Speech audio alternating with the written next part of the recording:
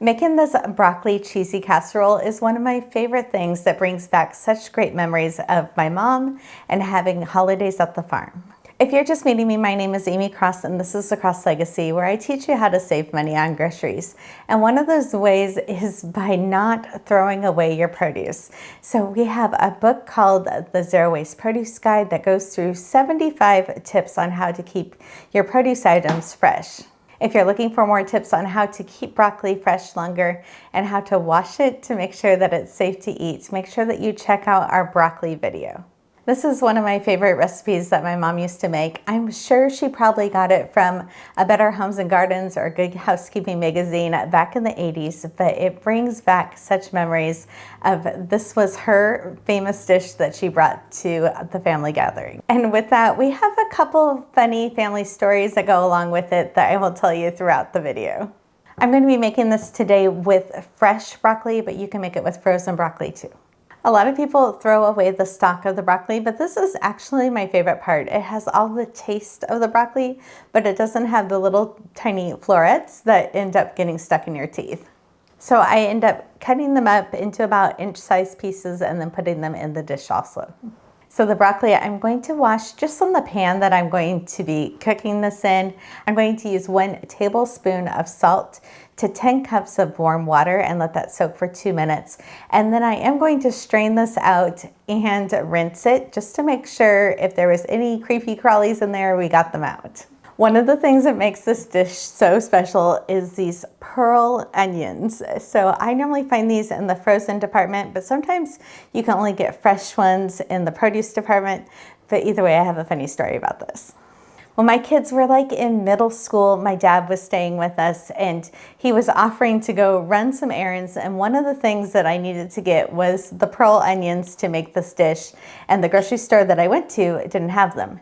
So they went to another grocery store and was looking for them and couldn't find them. And then somebody was trying to help them and they called them squirrel onions instead of pearl onions. And so ever since then, we totally joke that these are called squirrel onions in our family. I have washed this broccoli and cleaned this pan and then put the broccoli back in. And now the broccoli has hot water in here and I'm going to add these onions into the broccoli. I'm going to let these boil on the stovetop for about 10 minutes and just kind of forget about them while I'm working on something else. The other kind of funny story with this cheese is my mom calls it Muenster cheese. So it's Muenster cheese. I probably still pronounce it funny, but I know it's not Muenster cheese. We will do a couple different substitutions for cheeses that you can put into this dish, but this is the one that is the classic for our family. The last few years, I've only been able to find this in the deli section when it has the paper in between the slices. So I remove the paper and then I just cut it into little squares. We're going to make a cheese sauce in the smaller pan. You're going to start out with about 1/4 cup of butter and 1/4 cup of flour and cook that down and to make a roux. And this is 12 ounces of cheese that I'm using today that we're going to make the sauce with. And I'm going to add about 1 cup of milk as it's melting down to make it into a smooth sauce. I did add about 1 tablespoon of my garlic and herb seasoning that I like to the cheese sauce and some pepper. So however much you like, it was about 1/4 teaspoon that I added of pepper to the cheese sauce. And then I still have the broccoli boiling here on the stove. Now, this is something that I really like for the holidays because I can make this while I have the main dish cooking in the oven. And then as I pull out like the turkey to rest, then that is when I'm putting the broccoli dish into the oven just to make the cheese all bubbly on top.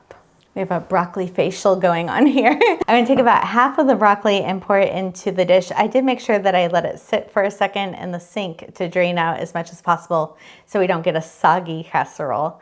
And then I'm going to add the cheese in that middle layer and then put more broccoli on top and then cover the top of it with the cheese.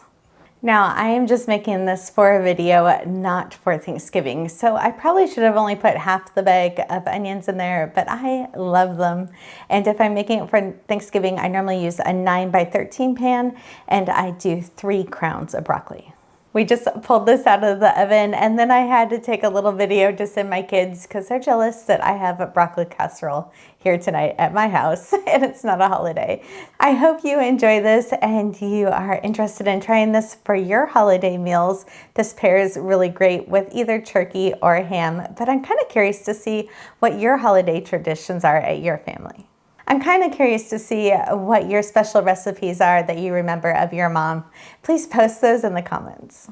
In the link in the description, there will be the recipe, but there's also a place to sign up for the newsletter. We send out helpful tips, especially before the holidays, to know how to grocery shop and when to pull your turkey out of the freezer and some other side dish ideas. So those will be coming out in newsletters closer to the holiday.